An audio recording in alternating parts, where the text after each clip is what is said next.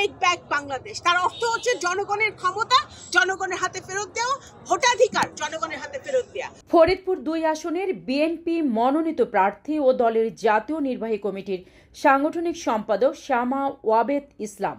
আজকে তারা তো মুখিয়ে আছে ভোট দেওয়ার জন্য, যে একটা ভোট হবে তারা যাকে ইচ্ছে তাকে ভোট দিবে। বাংলাদেশ জাতীয়তাবাদী দল গত 17 বছরের আন্দোলন সংগ্রামে একবারও বলে নাই যে সরকারে আসতে চায়, ক্ষমতায় আসতে চায়।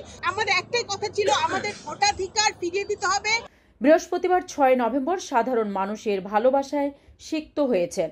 সকালে তিনি হাজারো নেতা কর্মীর সঙ্গে ফরিদপুরের নগরকান্দা উপজেলার লস্করদিয়ায় অবস্থিত ওবায়েদ চত্বরে প্রয়াত নেতা KM ওবায়দুর রহমানের কবর জিয়ারত করেন। এ সময় তিনি স্থানীয় জনগণকে উদ্দেশ্য করে বলেন, আপনাদের ভালোবাসায় আমি গভীরভাবে সিক্ত।